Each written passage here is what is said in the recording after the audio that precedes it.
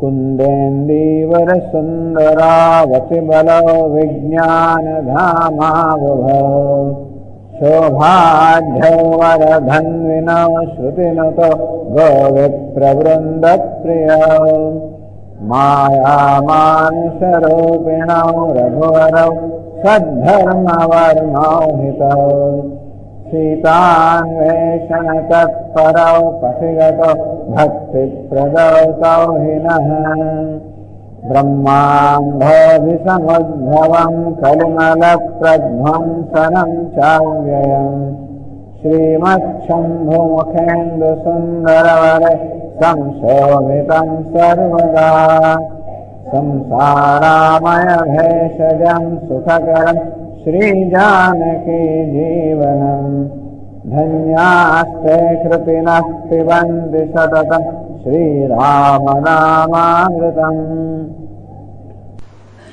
मुक्तिजन्ममहि जाने ज्ञान खाने अगहानि कर जहाँ बस संभ भवानी सो काशी से इय कसन जरत सकल सुर वृंद विषम गरल जहि पान किय तहि न भजसि मन मंद को कृपाल शंकर सरिस।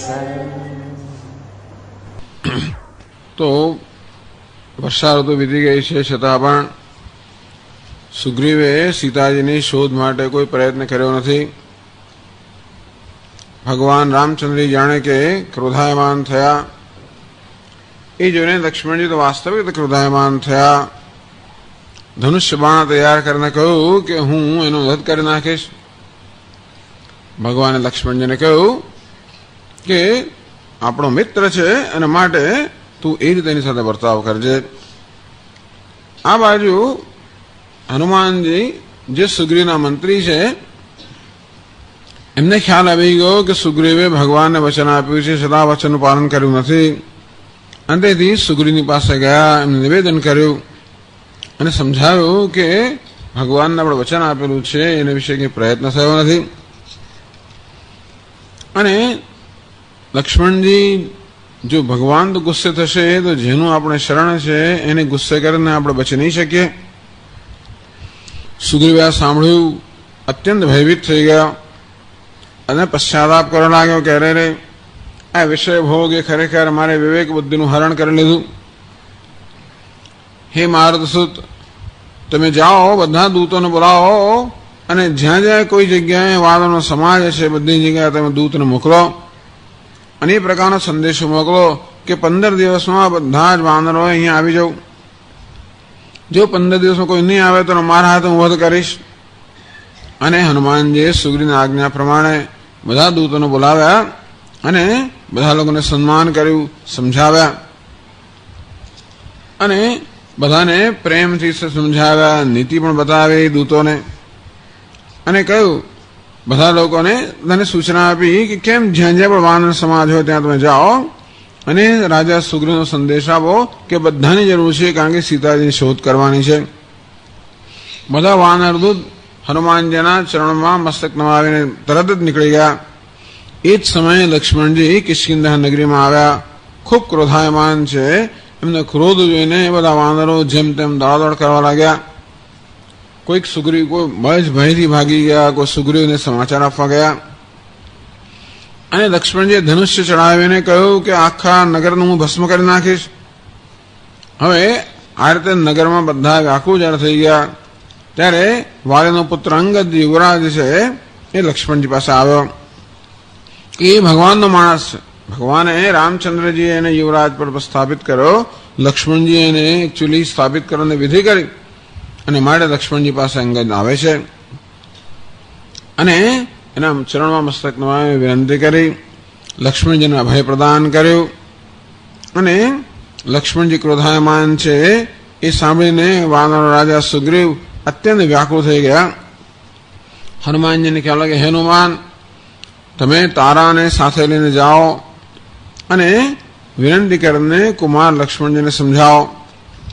ત્યારે તારાની સાથે હનુમાનજી લક્ષ્મણજી પાસે જાય છે લક્ષ્મણના ચરણમાં વંદના કરીને ભગવાનનો યશ એમને સંભળાવે છે એટલે એમનો ક્રોધ શાંત થઈ ગયો અને ક્રોધ શાંત થયો અત્યંત વિનંતી કરીને લક્ષ્મણજીને ઘરે લઈ આવે છે, સુગ્રીવને ત્યાં લાવે છે, પલંગ પર બેસાડે છે.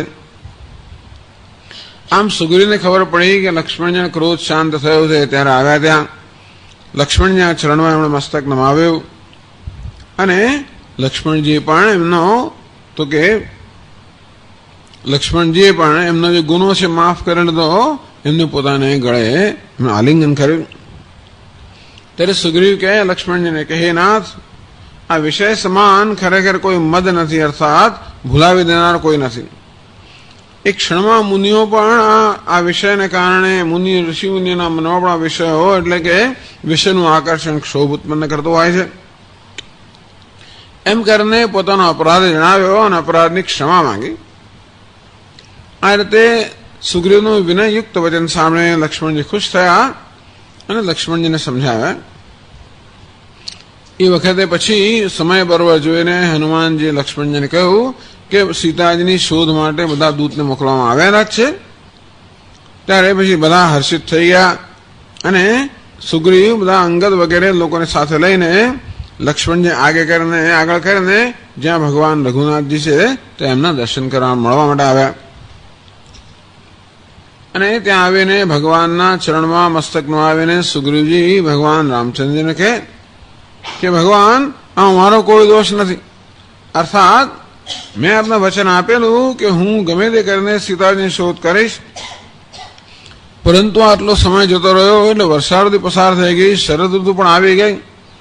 મારે મારા વચનનું પાલન કરવા માટે ઉદ્યમ કરવો જોઈતો હતો પણ મેં નથી કર્યો, છતાં મારો વાંક નથી. ભગવાન આપની જ માયા અત્યંત પ્રબળ છે અને તેથી આપ દયા કરો તો જ આ જીવ માયાથી છૂટી શકે, નહીં તો ના છૂટી શકે. એમ કરીને સુગ્રીવ કહે છે કે ભગવાન આ દેવતાઓ મનુષ્યો અને ઋષિ મુનિઓ પણ બધા આ માયાને અને વિષયના આકર્ષણને વશ છે અને હું કોણ? હું તો એક નીચ પશુ છું અને અત્યંત કામી. આ બધા પશુઓમાં આ વાનર છે ને અત્યંત કામી ગણાય છે. એટલે કહે છે કે જે ભગવાન એવું કોણ છે જે આ કામના બાણથી બચી શકે, કે પછી એવું કોણ છે આ ક્રોધના અંધકારની અંદર, ક્રોધ રૂપી અંધકાર છે, અંધકારમાં ફસાઈ ન જાય.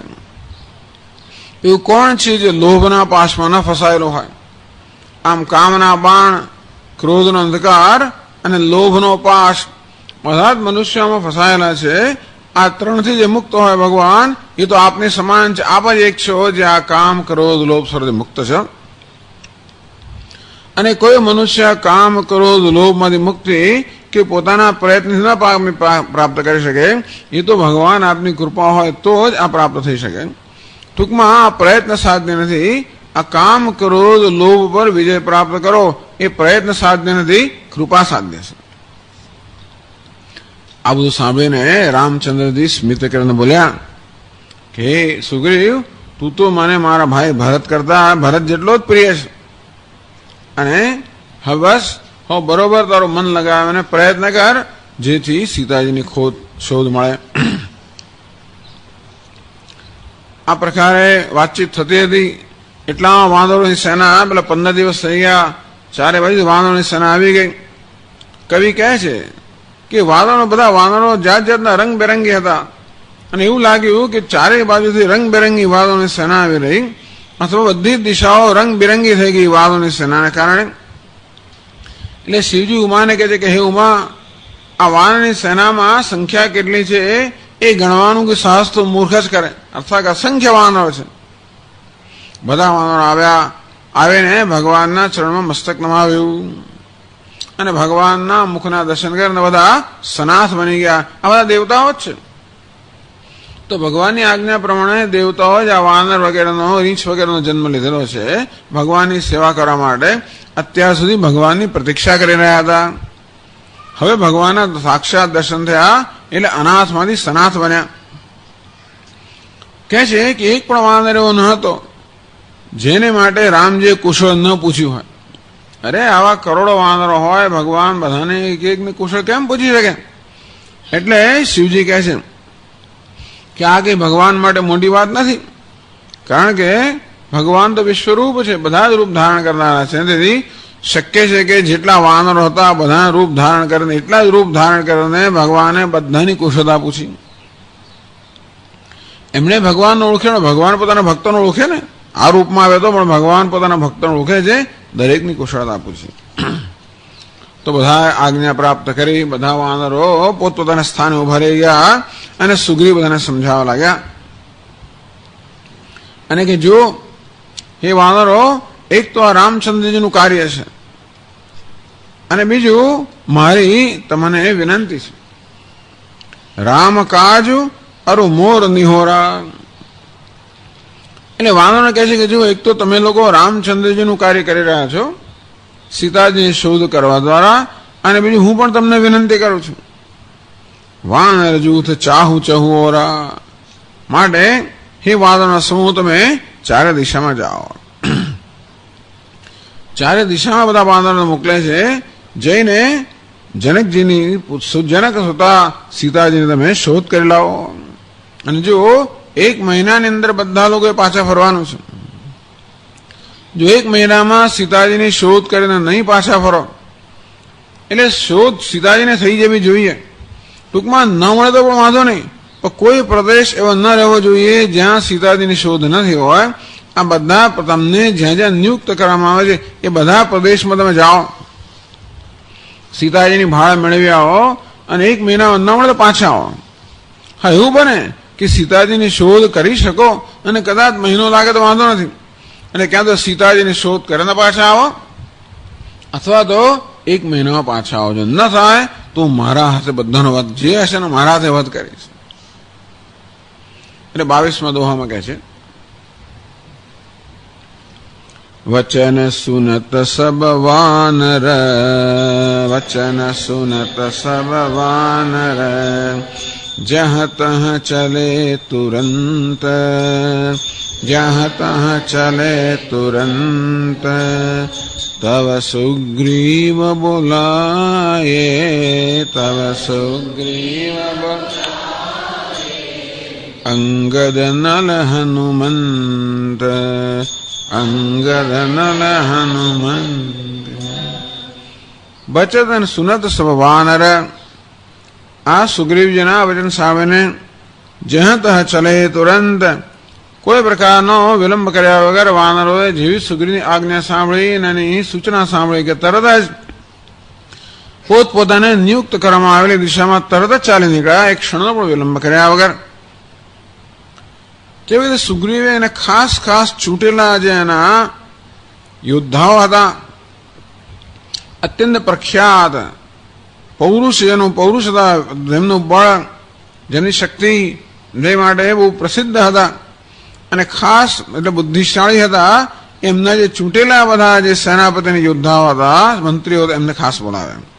તবে સુગ્રીવ બોલાવે ત્યારે સુગ્રીવે અંગદ નલ હનુમંત, યુવરાજ અંગદ, આ નલ અને હનુમાન અને પછીની ચોપામાં છે પણ જાંબવાન, આ 4 મુખ્ય છે. એવા 4 ઉપરાંતના ઘણા બધા જે મુખ્ય મુખ્ય એના માણસો હતા, મંત્રીઓ હતા, યોદ્ધાઓ હતા, સેનાપતિ હતા, એમને બોલાવે.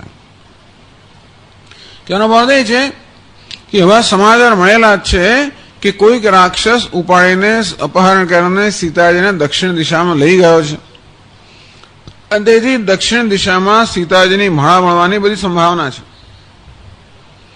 તો પ્રશ્ન એ થાય કે જો દક્ષિણ દિશામાં જ ખરેખર સીતાજી હોય તો શા માટે બધી દિશામાં વાનરોને મોકલ્યા? એટલા જ માટે કે શક્ય છે કે ભલે લઈ ગયો દક્ષિણ દિશામાં, પછી ગમે ત્યાં મૂકી દે.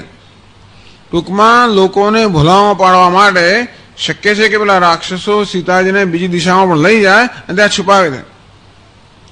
એટલા માટે કોઈ પણ પ્રકારની તક છોડ્યા વગર બધી જ દિશામાં વાનરો મોકલ્યા, જેથી કોઈ પણ સંભાવના જે દરેક સંભાવના છે એ પ્રમાણે લોકો શોધ કરે. પરંતુ સીતાજી દક્ષિણમાં છે મુખ્યત્વે એવી ખબર હોવાના કારણે આ સુગ્રીવે પોતાને જે ચૂંટેલા માણસો હતા, અંગદ, નળ, હનુમાન, જાંબવાન, એમને ખાસ જે લોકોને દક્ષિણ દિશામાં મોકલવાના હતા એમને ખાસ બોલાવ્યા. તો કે એમને ખાસ સૂચના આપે. અને તો હવે આગળ વર્ણન કરે છે તુલસીદાસજી મહારાજ. સુનહુ નીલ અંગદ હનુમાન, સુનહુ નીલ અંગદ હનુમાન, જામવંત મતિ ધીર સુજાના, જામવંત મતિ ધીર सकल सुभट मिलि दक्षिण जाहो, सकल सुभट मिलि दक्षिण, सीता सुधि पूछेहु सब काहू, सीता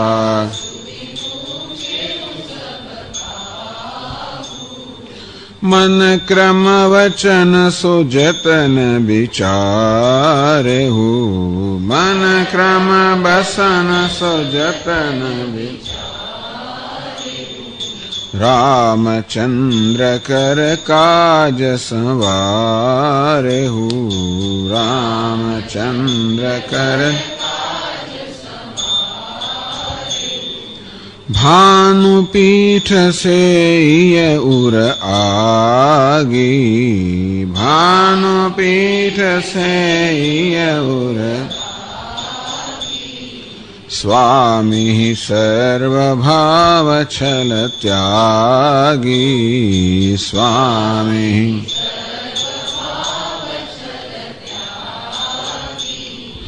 तजि माया से परलोका, तजि माया से पर, मिटहि सकल भव संभव शोका, मिटहि सकल भव देह धरे कर यह फलु भाई, देह धरे कर यह फलु, भजिय राम सब काम विहाई, भजिय राम सब सोई गुणज्ञ सोई बड़ भागी, सोई गुणज्ञ सोई बड़, जो रघुवीर चरण अनुरागी, जो रघुवीर चरण अनुरागी, आय सुमांगी चरण सिरुनाई,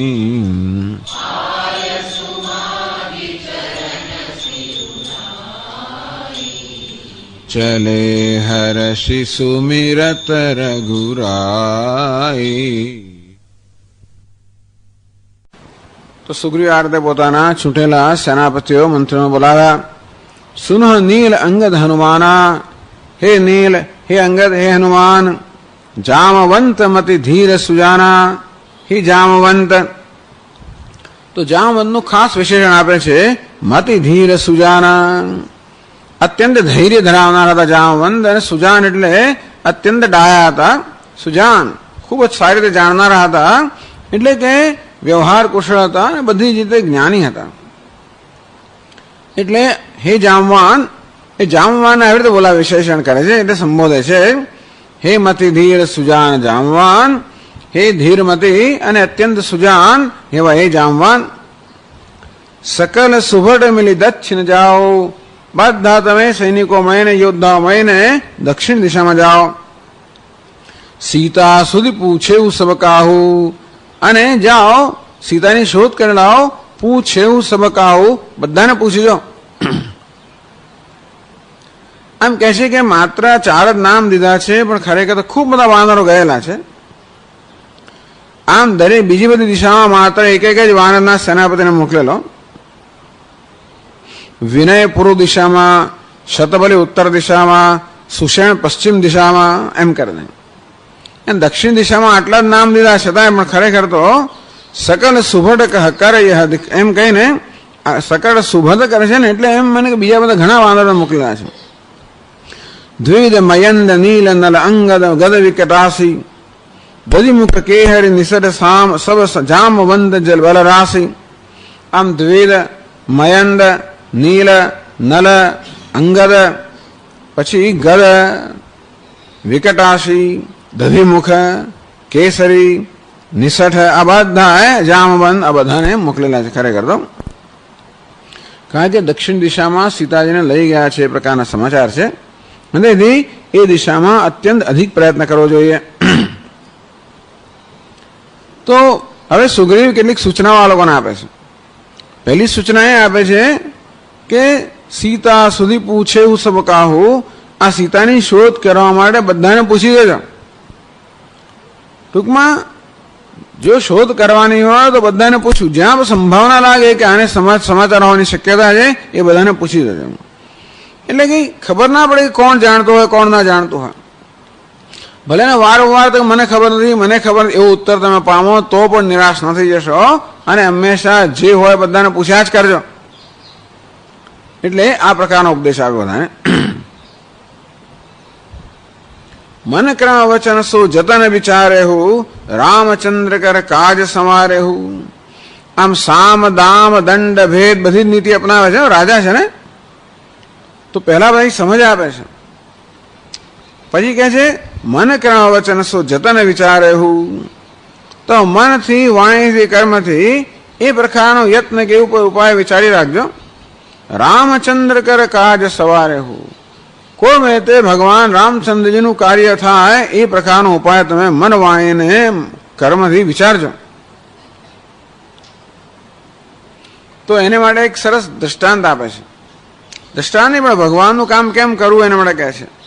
ભાનુ પીઠ સે ઈ ઉર આગી, અગ્રેવન્ની પૃષ્ઠે ભાનુ, રાત્રૌ ચુબુક સમર્પિત જાનુ. એમ શંકરાચાર્ય એક સાધુનું વર્ણન કરે છે. અગ્રેવન્ની તો અગ્નિને આગળ રાખે. ઠંડી પડતી હોય ત્યારે અગ્નિની ગરમી હંમેશા આગળથી લેવાની હોય, સૂર્યની ગરમી પાછળથી લેવાની. પૃષ્ઠે ભાનુ એમ કહે છે. ભાનુ પીઠ સે, સૂર્યની હંમેશા સેવા પાછળથી થતી હોય એટલે પીઠથી હંમેશા સૂર્યની સેવા લેવામાં આવતી કે સેવા થતી હોય. ઉર આગે, આગે એટલે અગ્નિ, અગ્નિ એ છે ને ઉર એટલે કે હંમેશા આગળ રાખવાનો હોય જઠરથી. એટલા માટે કે અગ્નિને આગળ રાખ્યો તો આપણો જઠરાગ્નિ વધારે પ્રદીપ્ત થાય એટલા માટે અગ્નિને હંમેશા આગળ રાખવામાં આવે. એ ઉપરાંત માનવામાં આવે છે કે શરદી હંમેશા આ છાતીમાંથી ઘૂસી જતી હોય છે, એટલામાં અગ્નિને આગળ રાખવામાં આવે જેથી શરદી ન થાય. એટલે શરદી છાતીમાંથી ઘૂસી જાય પાછળ કરતા પણ, એટલા માટે અગ્નિને આગળ રાખવામાં આવે. અગ્નિને પાછળ ના રાખે. પાછળ રાખવાથી ઘણી વાર તો શરીર નુકસાન પણ થતું હોય છે. ઉપરાંત અગ્નિને પાછળ રાખ્યો હોય તો ક્યારેક દાજી જવાય પણ કહેવાય નહીં. એટલે અગ્નિને હંમેશા આગળ રાખે. સૂર્યને પાછળ રાખે કે સૂર્યનો હંમેશા તેજ એટલું બધું હોય છે ને કે આપણી આંખો અંજાઈ જાય અને આંખોનું નુકસાન પણ થાય અને બધાનું માથું જ બધું થાય તો આગળ રાખ્યો હતો. એટલા માટે સૂર્યનો તડકો પીઠ પર લેવાનો હોય. એ જો તમે જેવી રીતે તમારી કુશળતા વાપરો છો ને અગ્નિનું સેવન કરવું હોય તો હંમેશા આગળથી કરવામાં આવતું હોય. એટલે ટૂંકમાં અગ્નિનો લાભ કેવી રીતે લેવો લોકો લેતા હોય છે અને સૂર્યનો લાભ કેવી રીતે લેવો. પણ એ રીતે અગ્નિને સૂર્યની સેવા કરવામાં હંમેશા કોઈનું ઘરમાં છ થતું હોય છે. છ એટલે બધી અગ્નિની સેવા ગમે તેમ ના થાય. પોતાની હંમેશા પોતાની સલામતીને ધ્યાનમાં રાખીને સેવા થતી હોય. અગ્નિની સેવા પાછળથી કરવામાં આવે તો પોતાની સલામતી જોખમમાં છે એ માટે અગ્નિને આગળ રાખે, અને સૂર્યની સેવા આગળથી કરવામાં આવે તો પણ સલામતી જોખમમાં છે. એટલે માણસ હંમેશા પોતાની સલામતીનું ધ્યાન રાખીને બધું કરતા એમાં છ કરે છે. અગ્નિને પાછળ ન જવા દે, સૂર્યને આગળ ન આવવા દે એમ કરે ને તો કે એ બધાની સેવામાં કંઈ ને કંઈ છ રહેલું છે. એવું તમે ના કરશો, ભગવાનની સેવા એવું ના કરશો. સ્વામી સર્વભાવ છલ ત્યાગી, આ તો સામાન્ય નિયમ કહેવાય કે સ્વામીની સેવા હંમેશા બધા પ્રકારના છનો ભાવ ત્યાગીને કરવી જોઈએ. સ્વામીની સેવા કરવામાં કોઈ પ્રકારનું છ ન હોવું જોઈએ. હવે છ તો હોય જ ને હંમેશા. માણસે પોતાના શરીરની દરકાર તો કરવાની છે ને, પોતાની જાતની દરકાર કરવાની હોય, ઘણી દરકાર કરવાની હોય. સેવા કરતી વખતે પોતાના શરીરની દરકાર હોય, પોતાની સુખાકારીની દરકાર કરવાની હોય, વળી પોતાના અહંકાર ઘણી વસ્તુની દરકાર કરવાની હોય કે સેવા કરવાથી શું શું થશે, આમ કામ કરીશું તો કઈ એવું થાય ને હંમેશા. એટલે આમ આ કામ કરીશું લોકો શું કહે છે ને શું નહીં કેમ કહે ને કામ કરવાથી આપણને લાભ મળશે, દરેક એવી હંમેશા ગણતરી રહેલી હોય છે.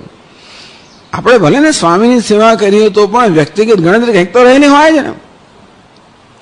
એવી રીતે એ પ્રકારની સેવા પસંદ કરીએ અને એ રીતે સેવા કરીએ. જે સેવા પસંદ કરી એ પણ એવી રીતે પસંદ કરીએ અને કરીએ તે પસંદ કરેલી સેવા એવી રીતે કરીએ જેથી હંમેશા આપણને કંઈક વ્યક્તિગત લાભ થાય, શારીરિક સુખાકારી મળે કે બીજી કોઈ લાભ થાય કે પછી જે કે યશ કીર્તિ અહંકાર ને કંઈ પણ રીતે. અને એમ કરવાથી કદાચ સ્વામીની સેવામાં કંઈક ઉણાપ રહી જાય ને, કંઈક બે વસ્તુ સાથે થાય જ નહીં.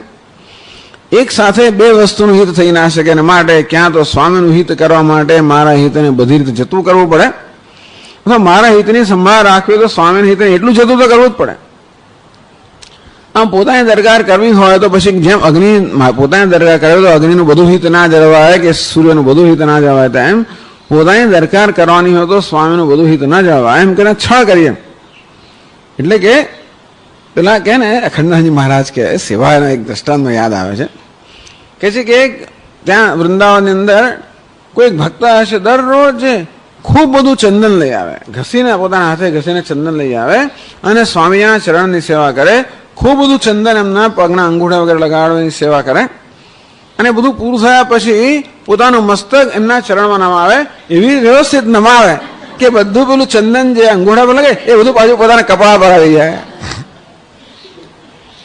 એ લોકો ઘણી ગણતરી કરીને વસ્તુ કરતા હોય છે. ટૂંકમાં કહેવાનો ભાવ એ છે કે સેવા કરવાની અંદર પણ કોઈ ને કોઈ પ્રકારની ગણતરી હોય જ કરે. અને એટલે છેવડે તો છળ એવું થયું ને કે ચંદન ત્યાં તો ના જોયું, ચંદન છેવડે પોતાને પ્રાપ્ત. એમ ટૂંકમાં માણસ છે ને એટલા માટે એટલે કહ્યું સ્વામી સર્વભાવ અછલ ત્યાગી પૃષ્ઠેન સેવેદર્કમ જઠરેન હુતાશનમ. આવો શ્લોક છે. પૃષ્ઠેન સેવેદ અર્કમ, અગ્નિને હંમેશા આગળથી સેવા કરવી જોઈએ. જઠરેણ હુતાશનમ નહીં, પૃષ્ઠેન સેવેદ અર્કમ, સૂર્યની પાછળથી સેવા થવી જોઈએ. જઠરેણ હુતાશનમ, હુતા અગ્નિને હંમેશા જઠરથી એટલે આગળથી સેવા થવી જોઈએ. સ્વામિનમ સર્વભાવેન પરલોક હિતેચ્છા, જ્યારે પરલોકની હિતની કામના કરીને સ્વામીની સર્વભાવથી સેવા કરવી જોઈએ. પરલોકમ અમાયા એમ કહ્યું છે, કોઈ પ્રકારની માયા રાખ્યા વગર. અંદરની માયા એટલે ટૂંકમાં આવો કોઈ પ્રકારના છળ કે બીજી ગણતરી વગર સર્વભાવથી સ્વામીની સેવા કરવી જોઈએ પરલોકની પ્રાપ્તિ માટે. એ કહ્યું સ્વામી સર્વભાવ છલ ત્યાગી. તો સ્વામીના બધા સ્વામી છે ને, તમારે જુઓ વાનરો, તમારે જેની સેવા કરવાની છે તો બધા સ્વામીના પણ સ્વામી છે. અને માટે સર્વ છલ ત્યાગ, કોઈ પ્રકારનું છળ રાખશો નહીં. તો આવું મહાન સૌભાગ્ય છે કે આ પ્રકારની સેવા કરવાનો અવસર પ્રાપ્ત થાય. અને માટે તમે કોઈ પ્રકારનું છળ છોડીને, બધા પ્રકારનું છળ છોડીને સર્વભાવથી, ભગવાન વારંવાર કહેતા છે હંમેશા સર્વભાવે એને ભારત, એ ભારત બધા જ ભાવથી મારું ભજન જે કરે તો બધા ભાવથી મન વાણી અને કર્મથી તમે બધી જ રીતે સ્વામીની સેવા કરજો.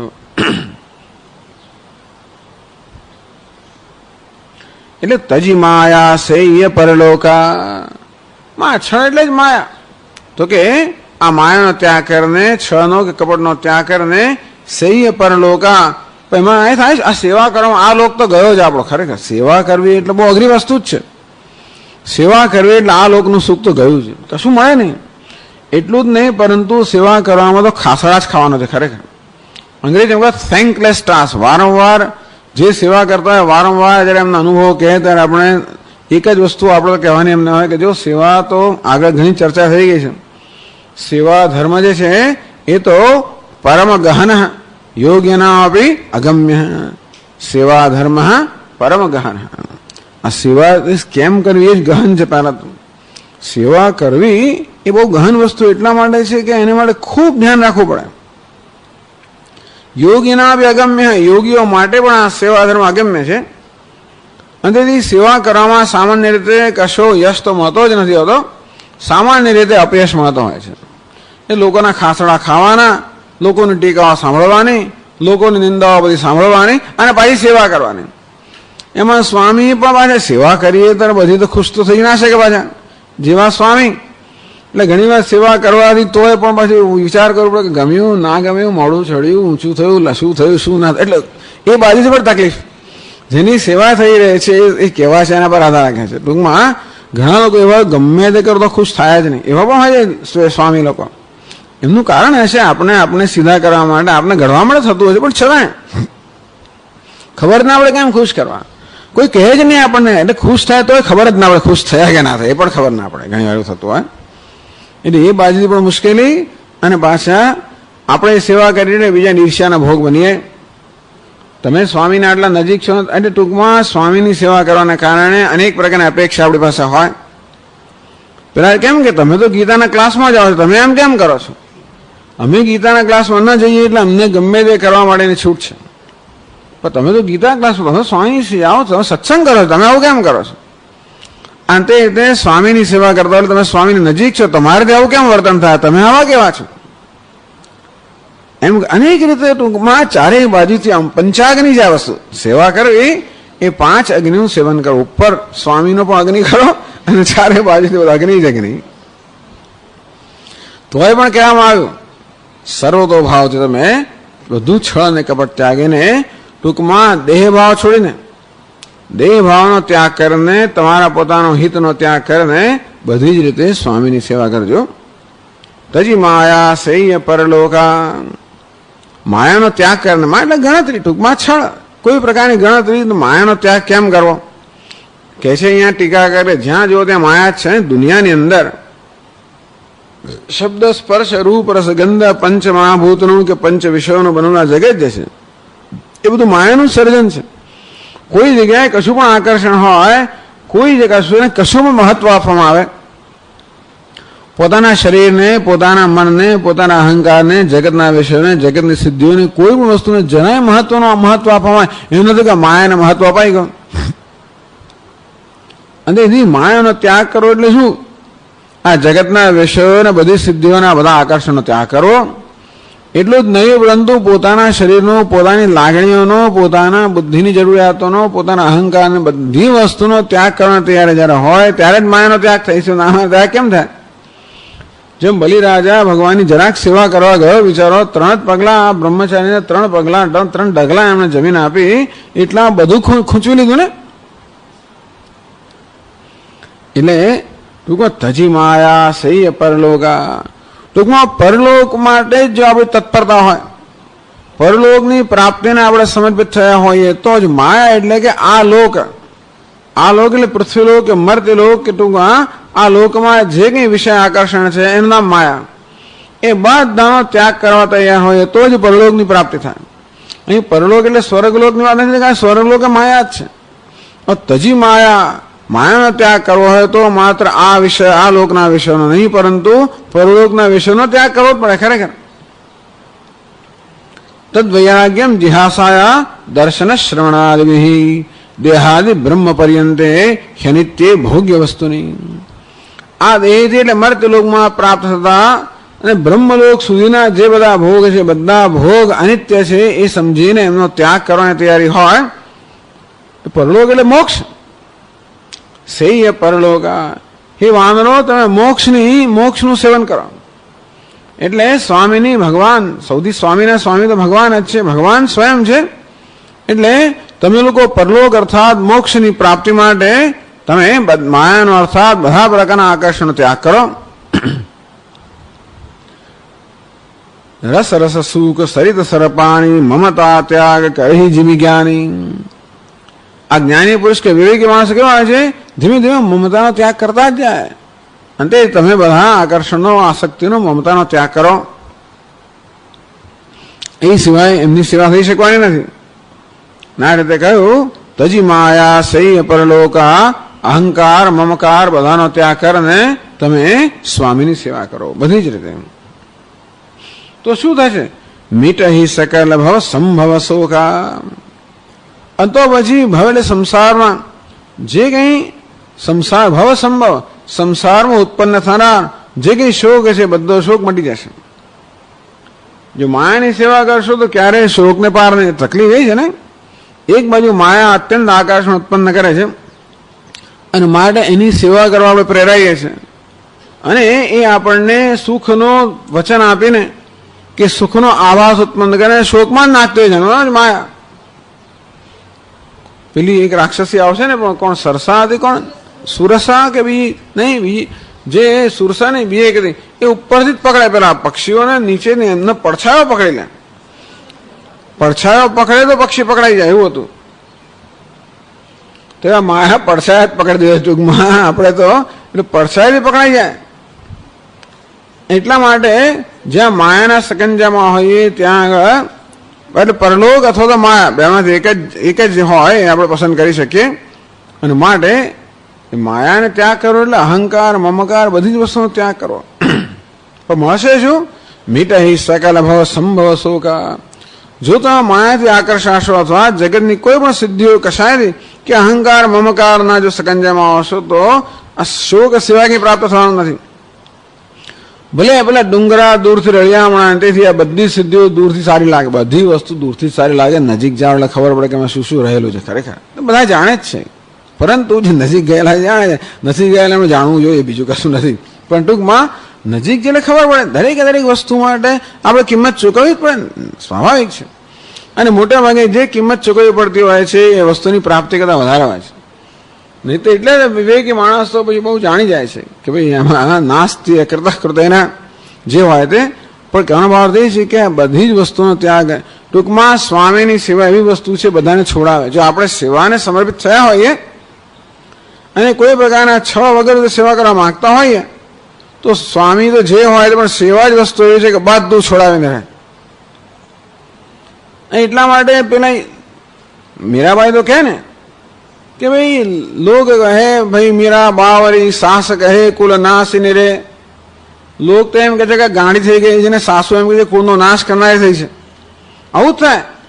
ટૂંકમાં લોકોનો સ્વીકાર, લોકોનો આદર પણ એ છોડી દીધો, અને સાસુ પણ એને કોઈ રીતે એનું સન્માન કરે, સ્વીકાર, એ બધું છોડી દીધું. ટૂંકમાં બધા લોકો એ વાંધો નથી, મેરે તો ગિરધર ગોપાલ દૂસરા ને કોઈ કશું બીજું મને જોઈએ જ નહીં. આ તો બહુ મોટો નિશ્ચય છે, કોઈ સામાન્ય વસ્તુ નથી.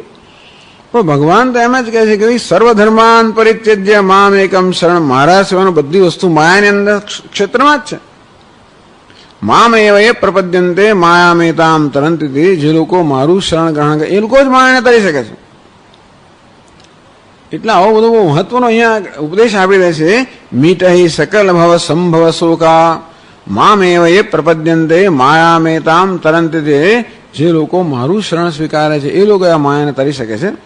અને તેથી તમે સ્વામીનું શરણ સ્વીકારો, બધી જ માયા બધું જ છોડીને સર્વતોભાવથી એમની સેવા કરો, અને તો આ સંસારમાં જન્મનારા બધા શોકથી તમે મુક્ત થશો, અને તો જ મુક્ત થશો, બીજી કોઈ મુક્ત થવાની રીત નથી. એટલે કહે છે ટૂંકમાં આ દેહની ને બધી મમતા છોડીને સીતાજીની જગત જનની શોધમાં તમે લાગી જાઓ. તુલસીદાસજી કહે છે સો જનની સો પિતા સોય માય સો ભામિની સો સુત સો હિત મેરો સોય સગો સો સખા સોય સેવક સો ગુરુ સો સુર સાહિબ ચેરો. તુલસીદાસજી કહે છે કે હું તો એને એ જ મારી માતા, એ જ મારા પિતા, એ જ ભામિની, એ જ સુત, એ જ મારો હિત કરનારો, એ જ સગા, એ જ સખા, એ જ સેવક, એ જ ગુરુ, એ જ સાહેબ. સો તુલસી પ્રિય પ્રાણ સમાન કહાલો બનાય કહો બહુ તેરો. એટલે ટૂંકમાં એ જ ભગવાન આજ મારું બધું છે. સો તજી દેહ કો ગેહ કો નેહ સ્નેહ સો રામ કો હોય સવેરો. તો આ દેહનો, ઘરનો, બધા પ્રકારનો સ્નેહ છોડીને આ રામને જે સમર્પિત હોય એ જ મારો ભાઈ માતા પિતાને જે છે તે જ છે. આમ પછી કહે છે દેહ ધરે કરે યહ ફલું ભાઈ. સુગ્રીવ કહે છે આ બધું સામ સમજ આપે છે. દામ પહેલા સમજ આપી, હવે દામ એટલે એનો શું લાભ છે પણ સમજાવે છે. દેહ ધરે કરે યહ ફલું ભાઈ. ભાઈ કહીને બોલાવે છે બધાને કે તમે મારા ભાઈ છો, મિત્ર છો, અને હું તમને નિવેદન કરું છું. પરંતુ આ દેહ ધારણ કરવાનો આ એક ફળ છે. એ લોકોનો માણસ દેહ પણ નથી, આ તો બધા વાનરો છે, છતાં એમને કહેવામાં આવે છે કે જો દેહ ધારણ કરવાનું આ એક જ ફળ છે. ભજીએ રામ સબ કામ અભિહાય. આ બધા કામ એટલે કાર્ય અથવા કામ એટલે કામનાઓ, બધું કર્તવ્ય કર્મને છોડીને અને બધી કામના પહેલા બધી કામ એટલે બે અર્થ થાય ને આપણા માટે.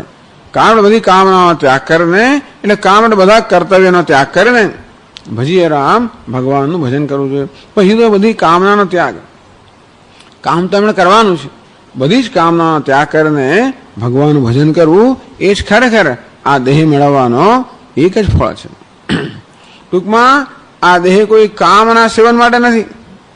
આ બધે રામના બે વસ્તુનું સેવન થઈ શકે ને, શ્રેય અને પ્રેય બંને વસ્તુ આપણી સમક્ષ આવતી હોય. આમ રામ અને કામ એટલે બંને રૂપ સરખા જ છે. કામ એટલે પ્રદ્યુમ્ન અને રામ એટલે કૃષ્ણ. પ્રદ્યુમ્ન કૃષ્ણ ભગવાનનો જ પુત્ર, એના જેવો જ દેખાતો હતો.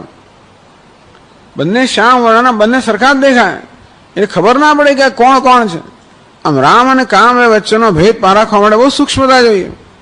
એટલે કહે છે કે આ દેહ જે છે એ કામના સેવન માટે નથી મળ્યો, એ તો રામના સેવન માટે મળેલો છે.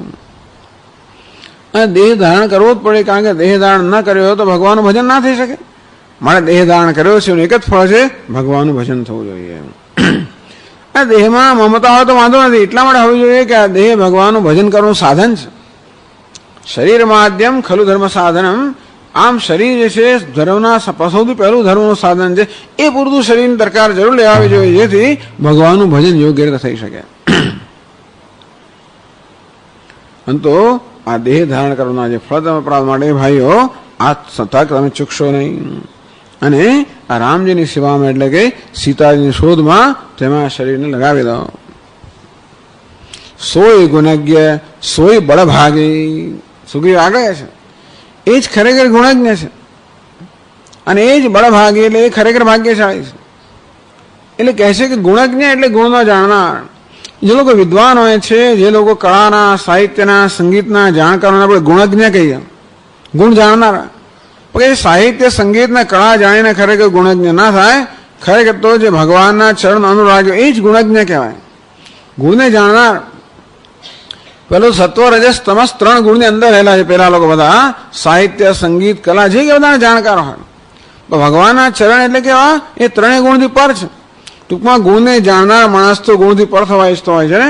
એટલે જો રઘુવીર ચરણ અનુરાગી, ભગવાનના ચરણના જ અનુરાગી છે, એને જ ખરેખર ગુણજ્ઞ કહેવાય. એટલે ગુણને જાણનાર કહેવાય, એને જ ખરેખર ભાગ્યશાળી કહેવાય. આમ તો કોઈને કરોડપતિ થઈ ગયો તો ભાગ્યશાળી કહીએ ને આપણે, કરોડ રૂપિયા મળી ગયા ભાગ્યશાળી થઈ ગયો એવું કહીએ આપણે. એ કહે છે કંઈ એનાથી સારું છે, તમે કે ખોટું નથી, પણ એ કે ભાગ્યશાળી નથી. ભગવાનના ચરણમાં અનુરાગ જેને હોય એ જ ભાગ્યશાળી છે. અને એટલા માટે યમરાજે તો કહે છે કે ન સાંપરાય પ્રતિભાતિ બાલમ પ્રમાદ્યંતમ વિત્ત મોહેન મૂઢમ. આ વિત્ત એટલે ધન સંપત્તિ વગેરેના મોહને કારણે મૂળ થઈ ગયેલા લોકોને ક્યારે પણ ભગવાનનું ભજન કરવાનું સૂચતું જ નથી. એમ લોક નાસ્તિ પરેતિ માની. બસ આ જ લોક છે, આ પૃથ્વીલોકમાં કે સ્વર્ગમાં જે મળે છે એ જ માત્ર જીવનનો આપણું ધ્યેય છે, ઉપભોગ. એથી પર એટલે એથી ચઢિયા તો કંઈ હોય એવી કલ્પના આવતી નથી. એટલે કહે છે સોય ગુણજ્ઞ સોય બળભાગી. રામ વિલાસ રામ અનુરાગી, તજત વમન જીવી જન બળભાગી. રમા રમા વિલાસ રામ અનુરાગી. રામ અનુરાગી કહેવાય છે. રમા વિલાસ તજત વમન જન જીવી. જેમ કે વમનનો ત્યાગ કરે એ રીતે રમા એટલે કે લક્ષ્મીના, રમા એટલે માયા, આ માયાના વિલાસનો કેમ ત્યાગ કરે છે? જેમ કે વમનનો ત્યાગ કરે એવી રીતે જે બુદ્ધિમાન લોકો છે જન બળભાગી, ખરેખર ભાગ્યશાળી લોકો કેવા છે? જે બધા વિષયોનો ત્યાગ કેમ કરે? જેમ વમનનો ત્યાગ કરવામાં આવે, એનું નામ ખરેખર ભાગ્યશાળી કહેવાય. તો જ ખરેખર રામજીનો રસ છે પ્રાપ્ત કરે. જરઉ સુસંપત્તિ સદન સુખ, સુરત માત સુત ભાઈ, સન્મુખ હો તો જો રામ પદ કરે ને સહસ સહાય. કે રામચંદ્ર રામચરણમાં અનુરાગ થવામાં જે સહાય ન કરે, સન્મુખ હો તો જો રામ પદ, ભગવાનના પદને સન્મુખ થવામાં જે લોકો સહાય ન કરે, એવા પછી સંપત્તિ હોય કે ઘર હોય કે જે કે માતા સૂત ભાઈ જે કે હોય બધા જરત ભલે જળી જાય. અને તેથી એ લોકો માતા સૂત કહેવાય, જે ખરેખર આપણે હિત કરનારા હોય, જે ભગવાનના ચરણને સમ્મુખ બનાવે. આ બધું સોય ગુણજ્ઞ સોય બળભાગી, જો રઘુવીર ચરણ અનુરાગી. જે ભગવાનના ચરણ અનુરાગી છે એ જ ખરેખર ગુણજ્ઞ અને ભાગ્યશાળી છે. આ પ્રકારે સુગ્રીવે બધા વાનરોને ઉપદેશ કર્યો, સૂચના આપી. આય સુમાગી ચરણ શિરુનાઈ, બધા આજ્ઞા માગી, સુગ્રીવના ચરણમાં મસ્તક નમાવ્યું. ચલે હરષ સુમિરત રઘુરાઈ. તો જુઓ, આ જે ટીમ છે ને, આ દક્ષિણ દિશામાં જનારો જે જૂથ છે અને બીજી દિશામાં જનારા જૂથ વચ્ચેનો ભેદ પણ આ તુલસીદાસજી મહારાજે બતાવ્યો. ત્યાં તો બીજા બધા લોકો તો જેવી સુગ્રીવની આજ્ઞા પ્રાપ્ત કરી, સૂચના પ્રાપ્ત કરી, એક ક્ષણનો પણ વિલંબ કર્યા વગર તરત નીકળી ગયા. આ લોકોએ જ્યારે તો સુગ્રીવે અમને ખાસ સૂચનાઓ આપી. એ ઉપરાંત આ લોકોએ આયસુ માગી, આજ્ઞા પ્રાપ્ત માગી. ચરણ શિરુનાઈ, એમણે સુગ્રીવના ચરણ મસ્તક નમાવ્યું. ચલે હર્ષ સુમિરત રઘુરાઈ, અત્યંત હર્ષપૂર્વક આ સુગંધ ઉપદેશ સાંભળીને બધાને ખૂબ આનંદ થયો. ઓહો, ખરેખર આપણો તો મહાભાગ્યશાળી છે કે આ પ્રકારે ભગવાનની સેવા કરવાનો અવસર પ્રાપ્ત થયો. તેથી ખૂબ હૃદયમાં ખૂબ હર્ષિત થતા હતા અને ભગવાનનું સ્મરણ કરતા કરતા બધા ચાલી નીકળ્યા. તો આ રીતે ટૂંકમાં એ રીતે સૂચન કરવામાં આવ્યું છે કે આ લોકોથી જ કાર્યસિદ્ધિ થવાની છે, બીજા બધા લોકો થવાની નથી. કાર્યસિદ્ધિ આ લોકોથી થવાની છે. ભજીએ રામ સમ કામ વિહાય, બધી કામનાઓ છોડીને રામનું ભજન કરો એટલે બધા ભગવાનનું સ્મરણ કરતા કરતા ચાલી નીકળ્યા. આગળ વર્ણન કરે છે. પાછે પવન તનય સિરુનાવા, પાછે પવન તનય સિરુ, જાની કાજ પ્રભુ નિકટ બોલાવા, જાની કાજ પરસા શીસ સરોરુહ પાની, પરસા શીસ સરોરુહ કર મુદ્રિકા દીની જન જાની, કર મુદ્રિકા દીની જન. बहु प्रकार सीतहि समझाये हो, बहु प्रकार सीतहि समझा, कही बल बिरह बेगी तुम आए हो, कही बल बिरह बेगी तुम. हनुमत जन्म सुफल करी माना, हनुमत जन्म सुफल करी, चले हृदय धरि कृपा निधाना, चले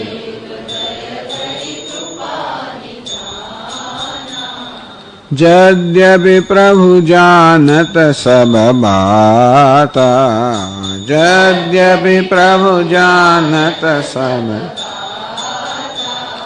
राजनीति राखत सुरत्राता, राजनीति राखत सुरत्राता. पाछे पवन तनय सिरुनावा, હનુમાનજીએ સૌથી પાછળથી મસ્તક નમાવ્યું. તો બધા લોકો સુગ્રીવના ભગવાનના ચરણ મસ્તક નમાવીને ગયા. હનુમાનજી સૌથી નમ્ર છે એટલે પહેલા આગળ આવીને એક મસ્તક નમાવ્યું નહીં, બધાના ગયા પછી છેલ્લા આવીને હનુમાનજીએ મસ્તક નમાવ્યું. જાની કાજ પ્રભુ નિકટ બોલાવા, તો ભગવાનને ખબર છે કે આની દ્વારા પોતાનું કાર્ય સિદ્ધ થવાનું છે. કાર્ય સિદ્ધિ હનુમતી, કાર્યની સિદ્ધિ તો હનુમાન દ્વારા થવાની છે એ જાણીને પ્રભુ નિકટ બોલાવા, ભગવાન એમને પોતાની નજીક બોલાવ્યા. પરસા શીસ સરોરુહ પાની, પોતાના ચરણ કમળથી એમના મસ્તકને સ્પર્શ કર્યો, અર્થાત એમને અભય અને વરદ હસ્તથી એમના મસ્તકને સ્પર્શ કર્યો. કર મુદ્રિકા દીની જન જાની, આ જન પોતાનો ભક્ત જાણે છે ને માટે કર મુદ્રિકા દીની, આ પોતાનો ખાસ ભક્ત હોવાને, પેલા બધા ભક્તો જ છે બિચારા, નથી એમ નહીં, અંગત બધા લોકો ભક્તો એ ભગવાન છે, આ તો ખાસમ ખાસ ભક્ત હોવાને કારણે કર મુદ્રિકા, પોતાના હાથની મુદ્રિકા જે છે એમને આપી.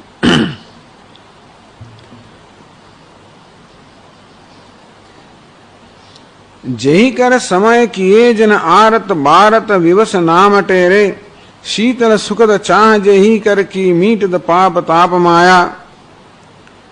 જેહી કર સભય કિએ જન આરત, ભગવાનના કરની વાત કરે છે. તુલસીદાસજી મહારાજ તો ભગવાનના ચરણના ખૂબ ગુણ ગાય, ભગવાનના કરના પણ ગુણ ગાય. કર કરતા ચરણના ગુણ વધારે ગાયા હોય છે. પણ અહીંયા કર એમના હાથ માટે પણ કહે છે જય કર સભય કિએ જન આરત. જે હાથે બધા આર્ધજન, એમના આર્ધ ભક્તો છે, અત્યંત વિપત્તિમાં આવી પડેલા ભક્તો છે, એમને તો સભય તો કિએ જન આરત બારક વિવસ નામ ટેરે. વિવશતાથી પણ એક વાર પણ નામ લેલું ભગવાન, ખૂબ વિપત્તિમાં આવી ગયા પછી એને કારણે વિવશતાથી ભગવાન એકવાર નામ લઈ લીધું હતો, પણ જે હાથથી ભગવાન એ બધા લોકોના ભય દૂર કરી દે છે. શીતળ સુખદ છાઈ જઈ કરકી મેટ પાપ તાપ માયા.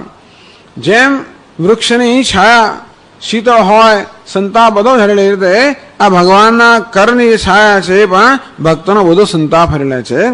અને પાપ તાપ માયા, આ માયા જેમ પેલું સૂર્યનો તાપ હોય અને આ વૃક્ષની છાયા તાપને હરી લે, તેવી રીતે આ માયાનો સંતાપ ત્રિવિધ તાપ છે આધ્યાત્મિક વગેરે.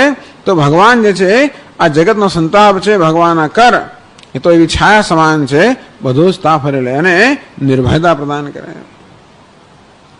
હનુમાનજીનો ભગવાન અભયહસ્ત હનુમાનજીના મસ્તક પર લાગ્યો અને ખાસ પછી એમને બીજી એમના માટે ખાસ તો કે શું કહેવાય એને, એનો પણ અનુગ્રહ થયો અંતે કે ભગવાને પોતાની મુદ્રિકા એમને પ્રદાન કરી. શેના માટે? એટલે કહ્યું કે જો ભાઈ તું આ તો જ તને ઓળખશે, તો વિશ્વાસ કરશે. જાણતા હતા કે તું પહોંચવાનો છે ત્યાં આગળ, અને જો એમને પહોંચીશ ત્યાં કશા વગર તો તારા પર વિશ્વાસ કરવામાં નહીં આવે. આ મુદ્રિકા દેખાડીશ તો તારો વિશ્વાસ કરવામાં આવશે, અને એટલા માટે એને મુદ્રિકા આપી દીધી. અને કહ્યું કે જા આ જઈને સીતાજીને આપી દેજે, અને તેથી કોઈ સંદેહ ન કરે. અને વળી આ મુદ્રિકા પ્રાપ્ત કરીને સીતાજીને કે આધાર પણ રહેશે. કેટલા મહિનાઓ સુધી સીતાજી વિરહમાં છે ને રહેવાના છે, જ્યાં સુધી ન પહોંચે ત્યાં સુધી, અને તેથી ત્યાં સુધી આ એને માટે આધારરૂપ રહેશે. માટે બે કામ થશે. એક તો મુદ્રિકાને કારણે તને ઓળખશે કે તારો વિશ્વાસ કરશે, અને બીજું મુદ્રિકા આપવાથી સીતાજી બાકીનો સમય ભગવાનના આધારથી પણ એ ગાળી શકશે.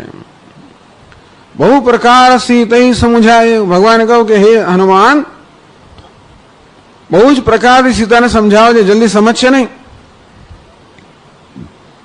કારણ કે એટલો બધો વિષાદ જ અત્યારે એમના હૃદયની અંદર, બહુ જ વિષાદ જયારે હોય ત્યારે જરા તરા સમજાવો તો વિષાદ જતો નથી રહેતો, ને આપણે કેવું સાંભળીએ પણ નહીં. બહુ બરોબર છે.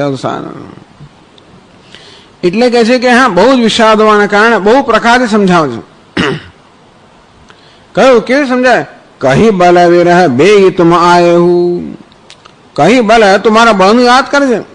સીતાજીને એમ કે આ રાવણ આટલો બળવાન છે, આવા બધા એના ભાતા બળવાન, બધાના સેનાપતિ છે, સૈનિક છે, અને રામજી તો એક માત્ર મને શું કરી શકવાના? તો કે મારા બળનું વર્ણન કરજે, જેથી એને ટાળક વળે અથવા એને સાંત્વન મળે કે નહીં નહીં આ ભગવાન જે છે તો જરૂર મને અહીંયા આવી છોડાવી શકશે, એવી શક્તિ ધરાવનારા છે. એટલે તો હનુમાનજી જઈને એમનું વિરાટ રૂપ દેખાડે છે ને, આટલા નાના ગયા એમની સામે. પહેલા તો એટલે બહુ નાનકડું રૂપ ધારણ કરીને ભગવાન હનુમાનજી પેલા સીતાજી પાસે ગયા ને, સૂક્ષ્મ રૂપ ધરી સિંહ દેખાવા. સૂક્ષ્મ રૂપ નહીં તો સીતાજી ગભરાય જાય, એટલા માટે સૂક્ષ્મ રૂપ ધારણ કરીને ગયા. એટલે સીતાજી કહે કે ભાઈ આ શું, આ તું શું કરી શકવાનો હતા? ત્યાં તો રાક્ષસોને જોયા છે, એટલે પછી એનું સાચું રૂપ બતાવ્યું. વળી હનુમાનજી તો કહી દીધું કે જાઓ મારી સાથે ચાલો. એટલે હનુમાનજીને મહારાજે કહીને મોકલાય કે લઈને ના આવીશ ભાઈ, કારણ કે આગળ એવું બની ગયેલું. સુગ્રીવે હનુમાનજીને, રામ ને લક્ષ્મણ જયારે આવી રહ્યા હતા તે સુગ્રીવ પોતાના મંત્રીઓ સાથે ઋષિમુખ પર્વત પર બેઠેલા. આ બંને પુરુષને આવતા જોયા એટલે હનુમાનજીને મોકલ્યા દૂત તરીકે. દૂત નહીં પણ એમની ભાળા કાઢવા માટે કે બ્રાહ્મણના બ્રહ્મચારીના વેશમાં જાઓ અને જાણી લાવો કે આ બે પુરુષો છે એ આપણા મિત્ર છે કે શત્રુ, એ કોણ છે. તો એટલું તો ભાળ મેળવી, પણ અંદર લઈને ગયા પાછા. એમને ખબર બેસાડીને લઈને ગયા સીધા. આવું કામ કર્યું. એટલે ભગવાનને એમ કે આ પાછું લઈને ના આવે, ટૂંકમાં. એટલે કે તું લઈને આવીશ નહીં, લઈને આવીશ તો જાણે સીતાજીની શોધ થઈ, સીતાજી મળી જશે. પણ એ મુખ્ય વસ્તુ નથી. મુખ્ય વસ્તુ શું છે? આ પૃથ્વીનો ભાર હરણ કરવો, એને માટે આ બધી યોજના છે. આ તું જો લઈને આવશે તો પછી પહેલા બીજું કામ દેવતાનું કામ નહીં થાય.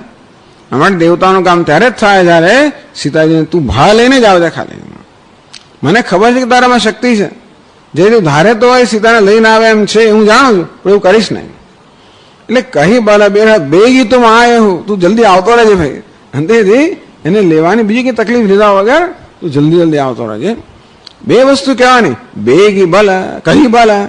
એક તો મારા બળની વાત કરજે જેથી એને સાંત્વન મળે, અને વિરહ, વિરહની કે હું કેટલો વિરહમાં છું એ પણ કહે છે. નહીં તો બળ હોય એટલું પૂરતું નથી ને. અમે આટલું આટલું એમને કશું થાય છે કે નથી થતું એવું લાગે ને. હંમેશા એવું થાય તો ખરું કે સામા પક્ષે કશું છે કે નહીં લાગણી. અમે આટલું આટલું મરી જઈએ છીએ, આટલું બધું કરીએ છીએ, પણ આમાં કઈ થાય જ કે નહીં. હવે લોકો સીધે સીધું જ પૂછતા હોય છે, એ સોરી તમને કઈ થાય કે ના થાય, એવું સ્પષ્ટ પૂછવામાં આવતું હોય છે. એટલે ઘણા લોકો એવા બધા એવું ના પૂછે, બધાને અંદર થતું હોય જુદી વાત છે, પણ કોઈ કોઈ એવા લોકો સ્પષ્ટ પૂછી લેતો. અહીં પૂર્વમાં ના પશ્ચિમમાં લોકો પૂછી પણ નાખે બાપુ. એટલે મનમાં એમ થાય એટલા માટે કહ્યું કે બેરા, એટલે હનુમાનજી ખાસ ભગવાનનો સંદેશો આપશે કે હું પણ કેટલો વિરહમાં છું એ પણ તું જેને વર્ણન કરજે. અને તો સીતાજીને જરૂર તો એમને પણ સાંત્વનમાં હશે કે હા નહીં આ પણ એ પણ વિરહમાં છે, ટૂંકમાં મને એમનો પ્રેમ પ્રાપ્ત છે. આ પ્રકારે અને જલ્દી આમ કરીને આટલું કરીને પાછું જલ્દી આવજે કે હું તારા આવવાની પ્રતીક્ષા કરીશ. જલ્દી જલ્દી આવે એ મને અત્યંત ઈચ્છનીય છે, માટે કોઈ પ્રકારનો વિલંબ કર્યા વગર શીઘ્ર પાછા આવી જજે. હનુમત જન્મ સુફળ કરી માના. આહા, ભગવાન પાસેથી સીધી જ એમને સૂચના મળી, ભગવાનની અંગૂઠી મળી. હનુમાનજીને જરૂર થયું કે ઓહો મારો જન્મ તો સફળ થઈ ગયો. ચલે હૃદય ધરી કૃપા નિધાના. ચાલી નીકળ્યા ત્યાંથી. હૃદય ધરી કૃપા નિધાના, આ કૃપા નિધાન જે ભગવાન છે એમને પોતાના હૃદયમાં ધારણ કરીને ચાલી નીકળ્યા. કહ્યું તો સુગ્રીવે કે ભગવાનને યાદ બરાબર ભગવાનનું બધી રીતે કામ કરજો. સ્મરણ બીજા લોકો સ્મરણ કરતા કરતા ગયા, ભગવાન હનુમાનજી તો ભગવાનને પોતાના હૃદયમાં ધારણ કરીને ગયા. જદ્યપિ પ્રભુ જાનત સબ બાતા. પ્રશ્ન એ થયો કે જો કે અહીંયા રામચરિત માનસમાં તુલસીદાસ મહારાજ રામચંદ્રજીને ભગવાન રૂપે જ વર્ણવે છે. ઘણી વાર આપણે કહ્યું છે કે વાલ્મીકી રામાયણમાં વાલ્મીકી ઋષિ ભગવાનને સામાન્ય મનુષ્ય રૂપમાં વર્ણન કરતા હોય છે. અને મનુષ્ય જે પ્રકારની પીડાઓમાંથી સંતાપમાંથી સંઘર્ષ પસાર થાય એ બધા સંઘર્ષ ચિંતાઓ પીડાઓ બધું બતાવેલું છે. આમ ધર્મનું પાલન કરવામાં વ્યવહાર કરવામાં જે કંઈ બધા સંઘર્ષ થતા હોય, જે કંઈ સંતાપ થતા હોય, જે કંઈ પીડા થતી હોય એ બધાનું એમનું વર્ણન કરેલું છે. એ તો એમનું ચિત્રણ કરવામાં આવ્યું છે.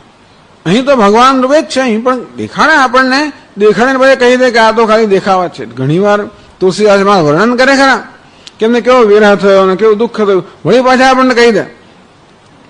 એટલે કઈ ઉમાને કહી દે શંકરજી કે એમ ના માનતી હો ઉમા કે આ ખરેખર થઈ રહ્યું છે, આ તો એમની લીલા છે એમ કરીને કદાચ એટલે ઐશ્વર્ય ને માધુર્ય આ માધુરનું વર્ણન કરતા કરતા લોકોને એમ કે આ તો મનુષ્ય છે તરત ઐશ્વર્યનું વર્ણન કરી દે. એટલા માટે કહે જદ્યપિ પ્રભુ જાનત સબ બાતા.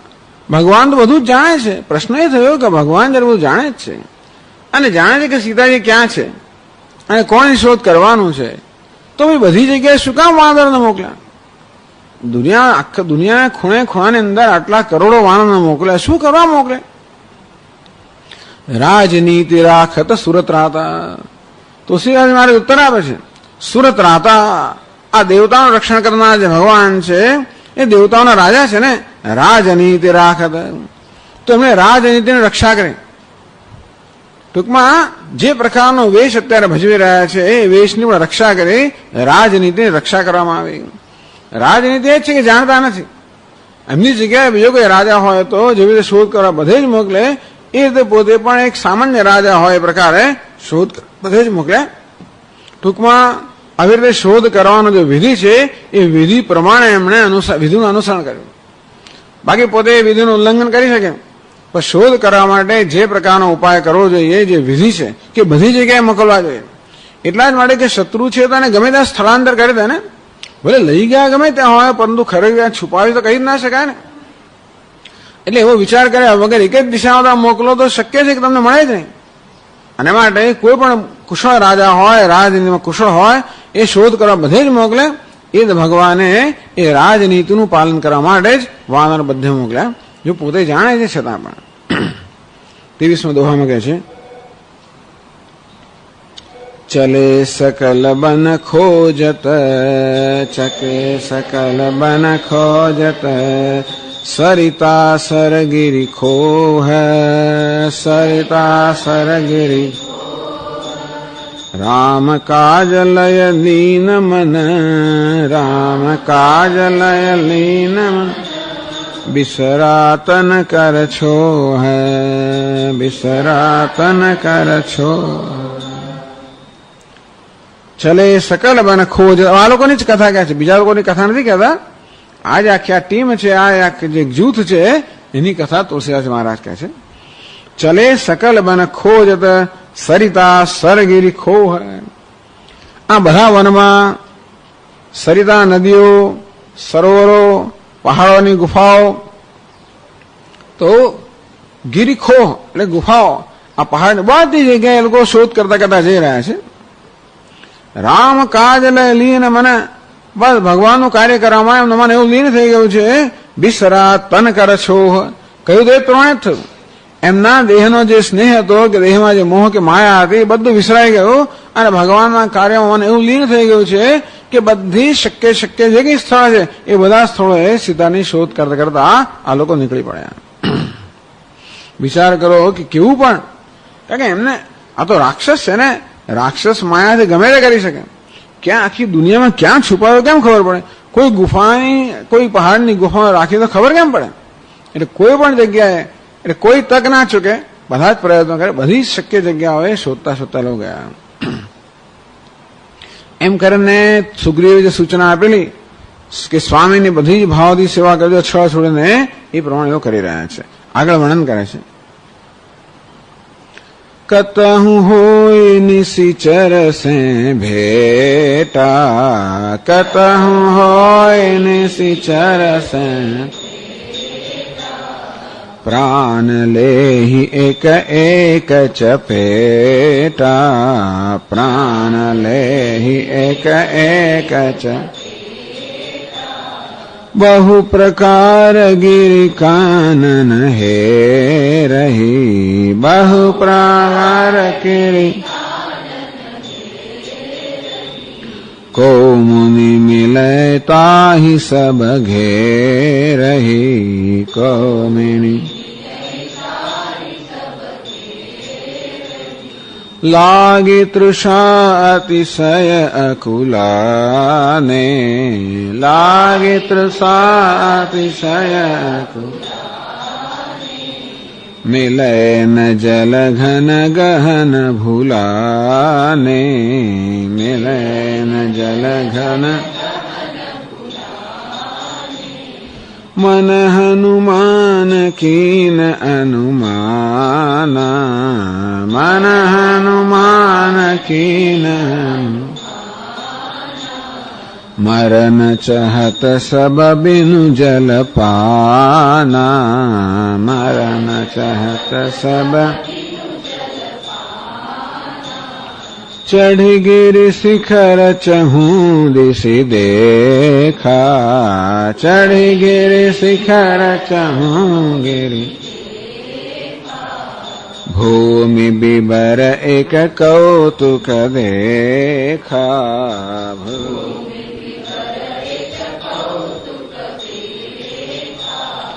ચક્રવાક બક હંસ ઉડાહી, ચક્રવાક બક. बहुतक खग प्रविसहिते ही माही, बहुतक गिरिते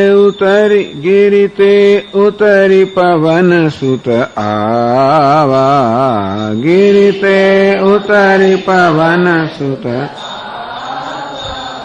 सब कहूँ ले सोई बिबर दिखावा, सब कहूँ ले सोई बिबर दे. आ गए के हनुमंत ही लीना, आगे के हनुमंत ही पैठे बिबर बिलम्बुन कीना, पैठे बिबर बिलम्बुन। કતં હોય નિશાચર સે ભેટા, કહ્યું કે બધા વનમાં નદીઓ, સરોવર, પહાડોની ગુફાઓ બધી જગ્યાએ લોકો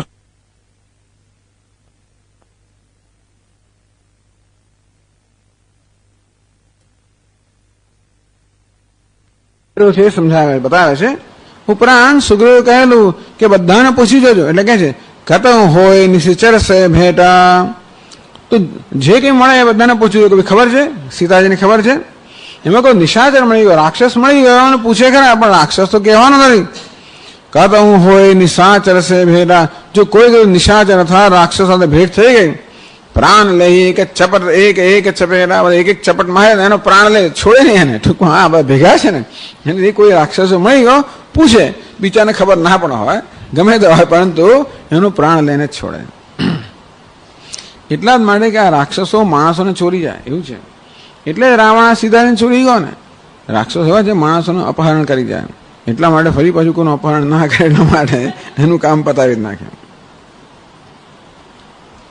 બહુ પ્રકાર ગીરી કાનન હે રહી, આ પ્રકારે ઘણા બધા પહાડો અને પર્વતને ગુફા વનની અંદર એ લોકો ચારે બાજુ શોધ કરી રહ્યા છે. કો મુનિ મળે તાહી સબ ઘેર, એમાં કોઈ ઋષિ મુનિ મળી જાય તો બધા એ લોકો ઘેરી વળે. રાક્ષસની વાત જુદી છે, કોઈ ઋષિ કે મુનિ દેખાય બધા ઘેરી વળે અને ખૂબ પ્રેમથી પેલાને ચપાટો મારે. જયારે અમને અત્યંત વિનયથી અને અત્યંત આદરથી એમની પાસે જાય અને એમને પૂછે કે આ જનક નંદીના કોઈ સમાચાર આપને ખબર છે, એ પ્રકારે પૂછે. કહ્યું હતું ને કે બધાને પૂછી દો, એટલે કંઈ પણ તક જવા ના દેશો. કદાચ કોઈ હોય તમને ખબર ના પડે, કોઈને ખબર હોય તો એમને રખડી રખડી પાછા આવો અને કોઈ જાણતો હોય એને પૂછ્યા વગર આવો, એવું ના બનવું જોઈએ. એટલે કોઈ ગુફા એ લોકો છોડતા નથી, કોઈ જંગલ એ લોકો છોડતા, કોઈ વસ્તુ છોડતા નથી. હવે એમ કરતા કરતા લાગી તૃષા અતિશય અકુલાને, બધા લોકોને ખૂબ તરસ લાગેલી છે, ભૂખ તો લાગી જશે, પણ ભૂખથી માણસ એટલો ન મરી જાય એટલો તરસથી મરી જાય. લાગી તૃષા, અત્યંત તરસ લાગેલી છે, અત્યંત વ્યાકુળ થઈ ગયા છે બધા. મેળે ને જલ, ક્યાંય પણ પાણી નથી મળતું. આટલું કે છે ઘન ગહન ભૂલાને, આ જંગલ જે છે એટલું બધું ઘન છે, એટલું સઘન છે વન, ક્યાંય પાણી એમને દેખાતું, ક્યાંય નદી નથી, ક્યાંય તળાવ નથી, કોઈ સરોવર નથી, ક્યાંય જળનું કોઈ પણ અમને ઉદ્ભવ સ્થાન, કૂવો કાંઈ દેખાતું જ નથી. એટલું જ નહીં, પરંતુ ગહન ભૂલાને, આ જંગલ એટલું બધું અવન જે છે એટલું ગહન છે કે લોકો દિશા પણ ભૂલી ગયા. ક્યાંથી આવે ને ક્યાં જઈ રહ્યા છે બધી દિશાઓ ભૂલી ગયા. હવે વ્યાકુળ થઈને આ લોકો હવે ચારે બાજુ ફરી રહ્યા છે. ત્યારે મન હનુમાન ખીન અનુમાન, આ બધા બીજા બધા વાનરોને જોઈને હનુમાનજી પોતાના મનમાં અનુમાન કર્યું. મરણ ચહત સૌ બીનું જલપાન, કે જળપાન કર્યા વગર બધા મરી જશે, પણ એમને મરવાનું નથી કે ના. એટલે કે હનુમાનજીને તરસ નથી લાગી. હનુમાનજી તો કદાચ એટલે સિદ્ધ પુરુષ હોવાને કારણે એ તો તરસ વગેરેથી મુક્ત છે. એવું હોવાને કારણે એમણે અનુમાન કર્યું. પોતાને લાગે તો જાણે અનુભવથી જ કહે ને કે તરસ લાગી છે, મરવાની તૈયારી છે, પણ એવું નહીં. એમણે અનુમાન કર્યું કે આ બધા લોકો પાણી પીધા વગર મરી જશે. એમના લક્ષણ પરથી લાગે છે, તો કે આ બધા લક્ષણ પરથી એમ લાગે છે કે આ મુમૂર્ષુ એટલે કે મરવાની અણી પર છે, અને જો એ લોકોને જલ્દી જલ્દી પાણી નહીં મળે તો બધા મરી જવાના છે. એક નવો વિષય વિલક્ષણ પ્રસંગનું વર્ણન આવે છે. ટૂંકમાં બધા વાનરોને ક્યાંક કઈ ખાસ જગ્યાએ, મને એમ કે ખાલી રામચરિત માનસમાં આ પ્રસંગ છે, પણ નહીં, વાલ્મીકી રામાયણમાં પણ છે અને અધ્યાત્મ રામાયણમાં પણ આ પ્રસંગ છે કે બધા વાનરો કોઈ વિશેષ સ્થળ પર પહોંચી જાય છે. હવે એટલે તુલસી જસી ભવિતવ્યતા તે સે મિલે સુહાઈ, આપુન આવઈ તાહી પહ તાહી તહા લઈ જાય. તુલસીદાસજી મહારાજ કહે છે જયસી જસી ભવિતવ્યતા, જેવી પોતાની ભવિતવ્ય અર્થાત ભવિષ્ય ખરેખર જે બનવાનું હોય એ પોતાની ભવિતવ્ય પોતાનો પ્રારબ્ધ છે ને એ જ માણસને લઈ જાય છે. આપુન આવઈ તાહી પહ, માણસ પોતાની જાતે ત્યાં જતો નથી, તાહી તહા લઈ જાય. એનું પ્રારબ્ધ છે ને એટલે ઘણી વાર કહે છે ને વિનાશ કાળે વિપરીત બુદ્ધિ. આ વિનાશ કાળ આવે ને ત્યારે વિપરીત બુદ્ધિ સૂજે, માણસ ખોટો જ નિર્ણય લે, એમ કરીને પોતે પોતાનો વિનાશ નોતરતો એવું લાગે. ઘણી વાર લાગે છે. તે રીતે કંઈ સારું થવાનું હોય ત્યારે પણ આમ આપણે એવું લાગે કે કંઈક ખબર નહીં પડે પણ આપણે યોગ્ય સ્થળે જઈ ચડે. તો ભૂતકાળની અંદર આગળ તુલસીદાસજી મહારાજે વર્ણન કર્યું છે કે પેલો ભાનુ પ્રતાપ નામનો રાજા હતો, એ પણ એવી જગ્યાએ જઈ ચડ્યો, એ પણ વનમાં ગયેલો, શિકાર કરવા ગયેલો અને ભૂખ્યો તરસો થઈ ગયેલો, કોઈ સ્થળ શોધી રહેલો અને એને આશ્રમ મળ્યો. પણ કમનસીબ એવો આશ્રમ હતો જ્યાં કોઈ શઠ માણસ હતો, કોઈ રાક્ષસ છે એ કોઈ ઋષિનો વેશ લઈને આશ્રમમાં હતો. એમ કરીને એના ભાનુ પ્રતાપને ફસાવ્યો અને એ રીતે એની ભયંકર દુર્દશા થઈ.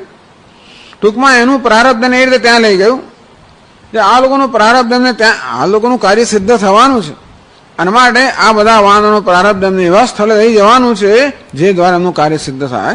એટલે તુલસીદાસજી કહી રહ્યા છે કે દરેકનું પ્રારબ્ધ છે એ એમને ત્યાં લઈ જતો, પોતે જતા નથી. તો એવી તરસ આરવવા લાગે છે, વનમાં એ લોકો ભટકી રહ્યા છે અને વ્યાકુળ થઈ રહ્યા છે કે પાણી ન મળે તો પ્રાણ જવાના છે. એવી જયારે સ્થિતિ આવી લાગી ત્યારે કે છે ચડી ગીરી શિખર ચહું દિશી દેખા. એક હનુમાન જે છે સ્વસ્થ છે અને કોઈ પહાડની ટોચ પર ચડી ગયા. એકદમ ઘન જંગલ ઘન વન હોવાને કારણે બીજું તો દેખાય નહીં તમને કશું. તમે કોઈ વૃક્ષ પર ચડો ને તો એને વૃક્ષો સિવાય કંઈ દેખાય નહીં, ખૂબ ઊંચે જવું પડે. જેમ આપણે ખબર છે ને ઘણી વાર પેલા ફાયર શું છે, પેલી આગ લાગી છે કે નહીં આગની શોધ કરવા માટે ઊંચા ઊંચા ટાવર બાંધતા હોય છે એ લોકો વનની અંદર. તમે કદાચ જોયા હશે કે ત્યાં આગળ પેલા ચોકીદારને બેસાડો, ચારે બાજુ નજર રાખી ક્યાંક આગ લાગી છે કે નહીં. જંગલમાં આગ લાગવી એ ત્યાં તમે જોવાનું ખૂબ ઊંચે ચડવું પડે. બધા આખા જંગલનો તમને આખા જંગલનું દર્શન થઈ શકે એવા સ્થળે જવું પડે. ટૂંકમાં હનુમાનજી પણ બુદ્ધિમતામ વરિષ્ઠ, બુદ્ધિમાનોમાં શ્રેષ્ઠ છે એટલે એક ઊંચા પહાડની ટોચ પર પહોંચી ગયા.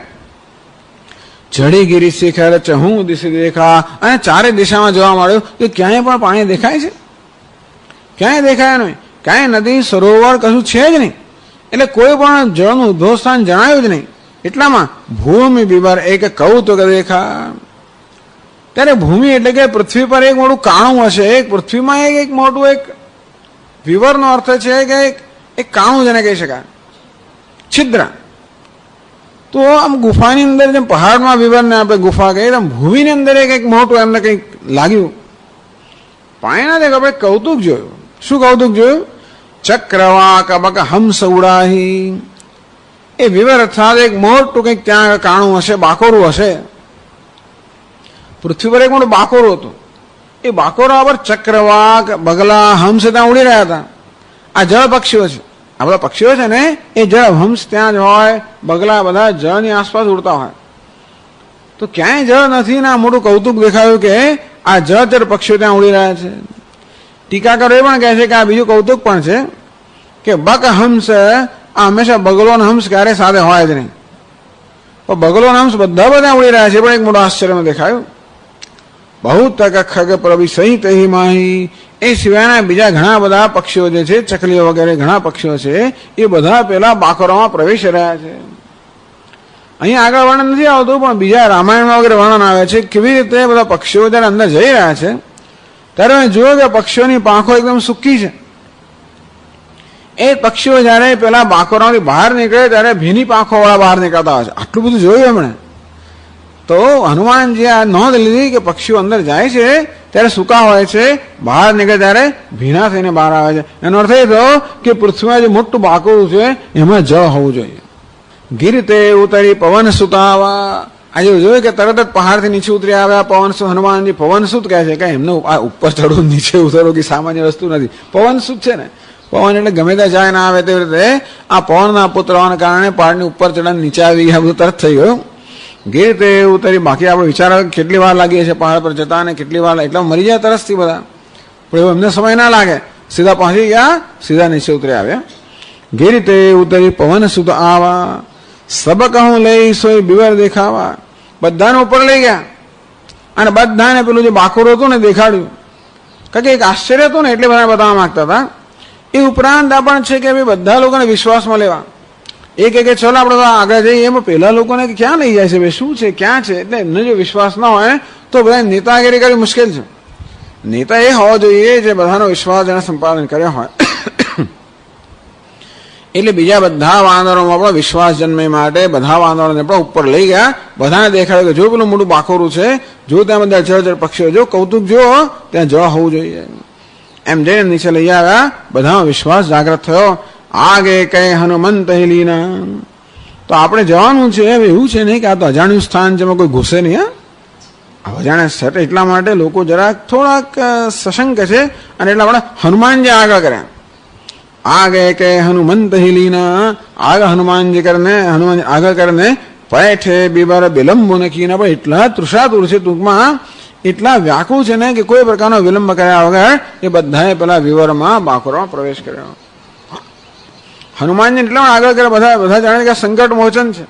જો સંકટ આવી જશે તો આપણે છોડાવનારા જ છે, માટે એમને આગળ કર્યા. એટલે વિઘ્ન દૂર કરનાર હનુમાનજી છે ને, આવામાં જવામાં વિઘ્ન તો આવે જ ને. અજાણી જગ્યા છે અને માયામાં ટૂંકમાં આવી જ્યાં કોઈ જાતની જળની સંભાવના હોય ત્યાં જળનો દેખાવ થાય, કોઈ લાગે માયામાં હોઈ શકે રાક્ષસની. એટલે હનુમાનજી આગળ બધા એ લોકોએ વિવરમાં એટલે કે બાકોરમાં પ્રવેશ કર્યો. 24મો દોહામાં કહે છે, દીખ જાય ઉપવન વરસર. દીખ જાય ઉપવન વરસર. सर विगसित बहुकंज. सर विगसित बहुकंज. मंदिर एक रुचिरत. मंदिर एक रुचि. बैठी नारी तप पुंज. बैठी नारी तप पुंज. દીખ જાય એ લોકો બધા ગુફામાં પ્રવેશ કર્યો. આમ તો અંધારું જ બધું હોય, છતાં પણ જેમને અંદર ગયા તેમ ખબર પડી કે આ તો બહુ મોટું વિશાળ છે અંદર. દીખ જાય ઉપવન અવર. એક શ્રેષ્ઠ બગીચો, ઉપવન એટલે શ્રેષ્ઠ બગીચો અમને દેખાયો. એમાં સર એટલે બધા તળાવ મોટું દેખાયું. વિકસિત બહુ કંજ. કંજ એટલે કે કમળ.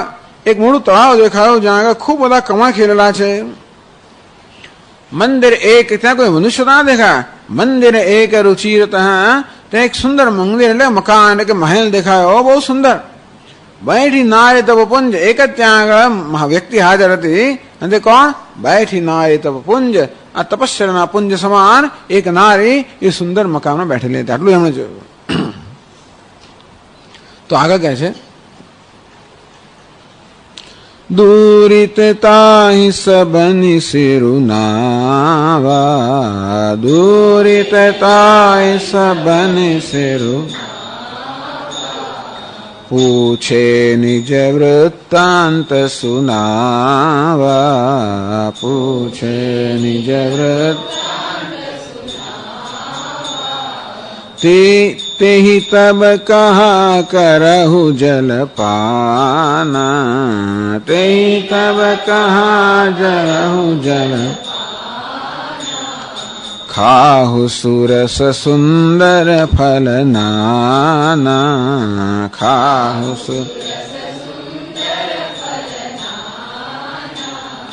मज्जन कीन मधुर फल खाए.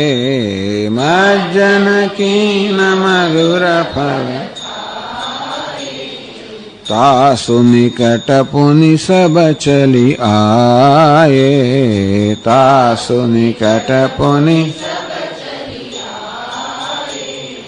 ते सब आपनी कथा सुनाई. ते सब आपनी कथा सुनाई. मैं अब जाब जहाँ रघुराई. मैं अब मुंदहु नयन विवरत जिजाहु.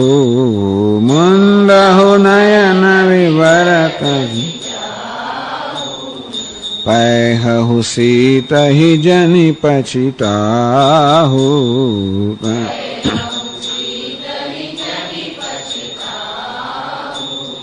नयन मुंद पुनि देखहि बीरा. नयन मुंद पुनि देखहि. ठाढ़े सकल सिंधु के तीरा. ठाढ़े सकल सो पुनि गई जहाँ रघुनाथा, सो पुनि गई जहाँ रघुनाथा, जाय कमल पद नायसी माथा, जाय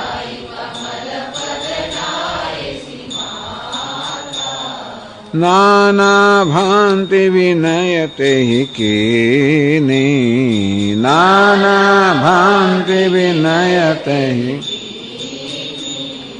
अनपायनी भगति प्रभु दीनी, अनपायनी भगति प्रभु। बस तो कथा दूरी ते ताहि सभई सिरनावा। આ બધા વાનરોએ એક અત્યંત તપશ્ચર્યાના પુંજ સમાન એક દેવી સમાન એક સ્ત્રીને ત્યાં આગળ એ મંદિરમાં એટલે કે મકાનમાં જોઈ. દૂર રીતે નાહી, દૂરથી બધા લોકો એને નમસ્કાર કર્યા. પૂછે નિજ વૃત્તાંત સુનાવા. તો પેલી સ્ત્રીએ પૂછ્યું એ લોકોને કે કોણ છો, ક્યાંથી આવે છો, શેના માટે આવ્યા છો, અહીં કેવી રીતે તમે આવી ચડ્યા વગેરે.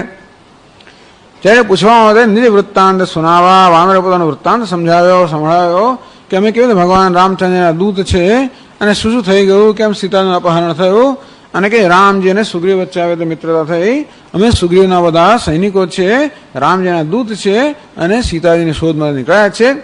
અત્યંત તૃષાતુર છે અને અમને ક્યાં અત્યંત વ્યાકુળ છે, માટે પાણીનો આ એક ઉદ્ભવ સ્થાન જણાવ્યું, માટે અમે આવેલા છે વગેરે પોતાનો આખો વૃત્તાંત કઈ સંભળાવ્યો. તે તવ કહા કરહું જલપાના.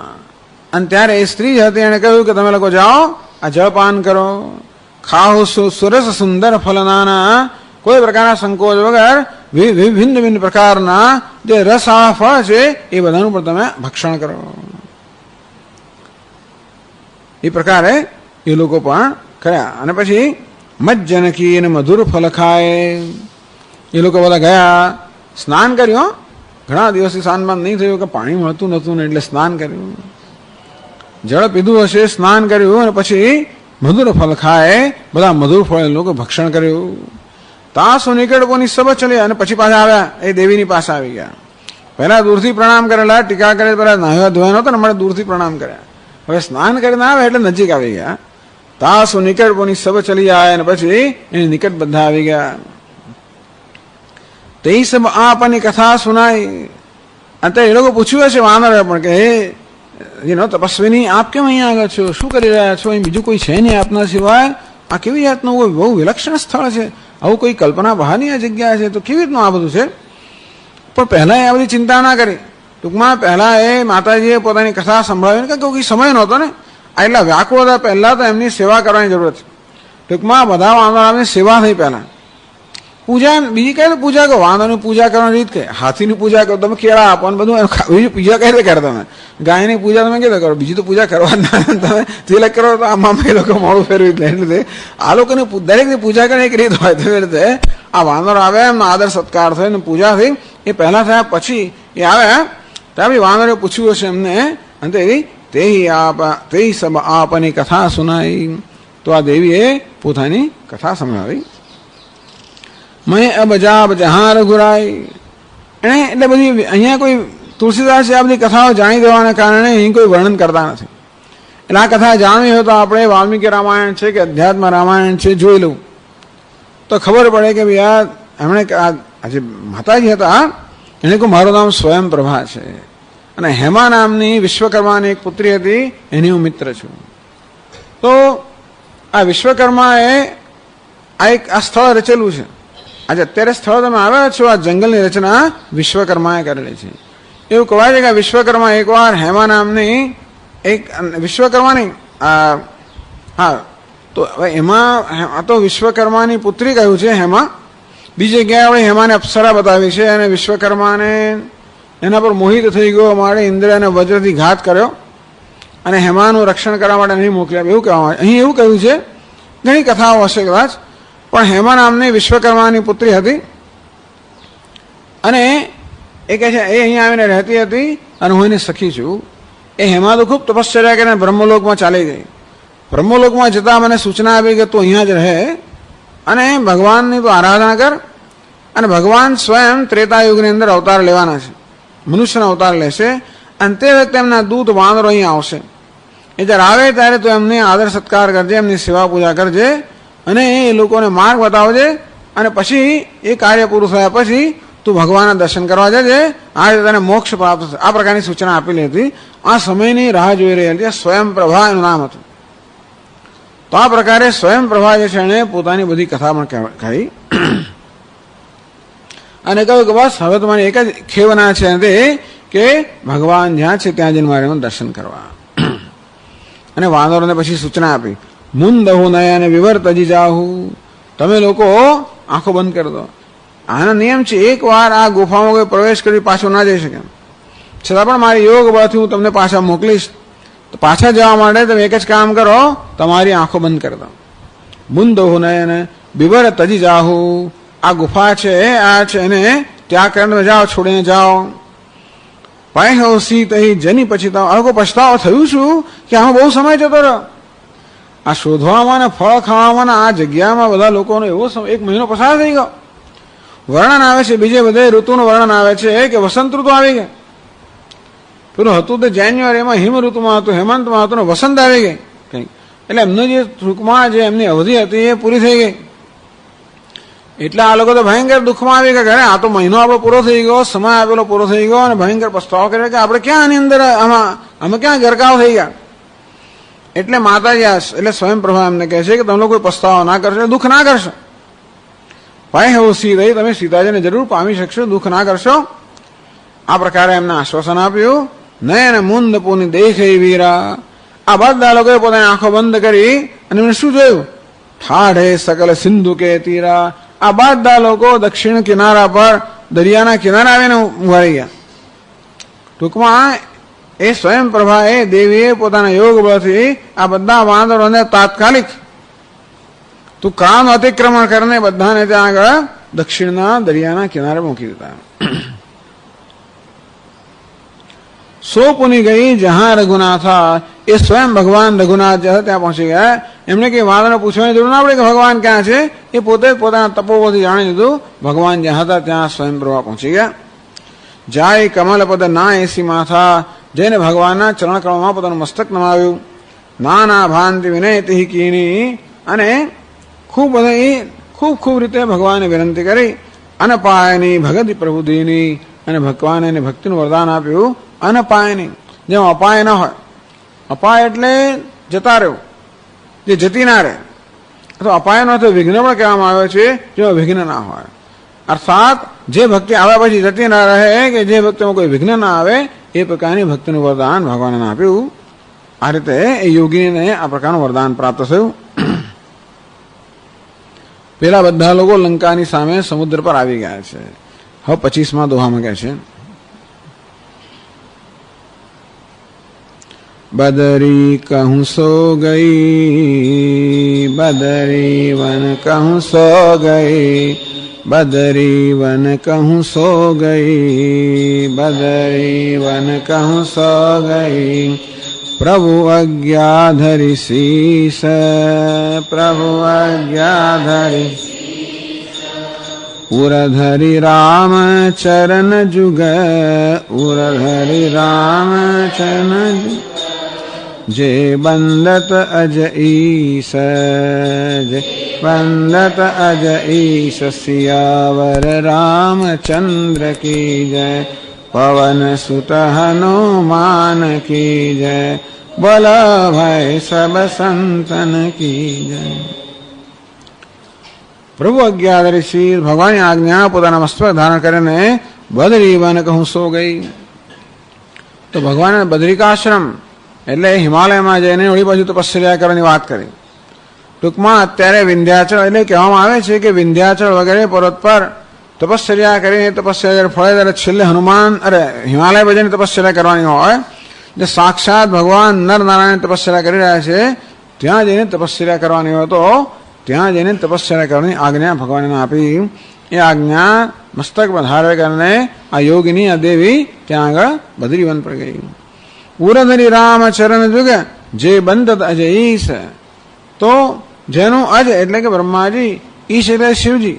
બ્રહ્મા અને શિવજી પણ જે ચરણ યુગને વંદન કરે છે, એ ચરણ યુગને પોતાના હૃદયમાં ધારણ કરીને આ યોગીની ભગવાનની આજ્ઞાને માન્ય કરીને ત્યાં બદ્રિકાશ્રમ ગઈ અને ત્યાં પોતાની જે સાધના છે તપસ્યા ચાલુ રાખી. કોસલેન્દ્ર પદ કંજ મંજુલો કોમલાવજ મહેશ વંદિતો જાનકી કર સરોજ લાલિતો ચિંતકસ્ય મન ભૃંગ સંજ્ઞનો. ભગવાનના ચરણની વાત કરે છે. કોસલેન્દ્ર પદ કંજ મંજુલો. કોસલેન્દ્ર કોસલના ઇન્દ્ર એટલે ભગવાન રામચંદ્રના જે ચરણ કમળ છે એ કેવા છે? કોમલવ. અત્યારે કોમળ કમળની સાથે સરખામણું કારણ શું છે? કમળમાં કોમળતા છે, સૌંદર્ય છે અને સૌગંધ્ય છે. માધુર્ય, સૌગંધ્ય અને કોમળતા અને સુંદરતા બધું જ કમળમાં રહેલું છે. તો ભગવાનના કોમળ ચરણ કમળ એટલે ભ્રમર હંમેશા કમળમાં જેવી રીતે કમળનું સેવન કરતા હોય તેમ ભક્તરૂપી ભક્તોના જે મનરૂપી ભ્રમર છે હંમેશા ભગવાનના ચરણનું સેવન કરતા હોય. અને ભ્રમરમાં એ પ્રકારની કળા હોય છે કે કમળના ગર્ભમાંથી પણ એ લોકો મધ કાઢીને પાન કરે. તેવી રીતે આ ભગવાનના ભક્તો હોય પણ ભગવાનના ચરણ કમળમાંથી મધ તો ભક્તિરૂપી એમની શું કહેવાય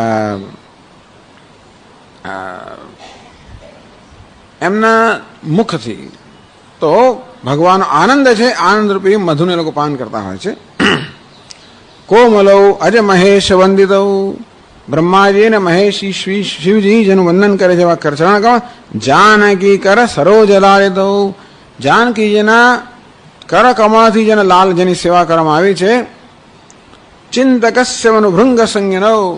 તો ભગવાનના ચરણનું ચિંતન કરનારા તો એવા ભક્તો છે એમના મનરૂપી ભ્રમરનો સંગ કરનારા. તો મનરૂપી ભ્રમર જેનો સંગ કરે છે એમાં ભગવાનના કોમળ ચરણ કમળ છે. તો આનું ચરણ કમળને પોતાના હૃદયમાં ધારણ કરીને એ યોગીની બદ્રિકાશ્રમ પહોંચી ગયા. ઓમ પૂર્ણમદ પૂર્ણમિદં પૂર્ણાત પૂર્ણમુદચ્યતે પૂર્ણસ્ય પૂર્ણમાદાય પૂર્ણમેવાવશિષ્યતે. ઓમ શાંતિ શાંતિ શાંતિ. હરિ ઓમ શ્રી ગુરુભ્યો નમઃ. હરિ ઓમ.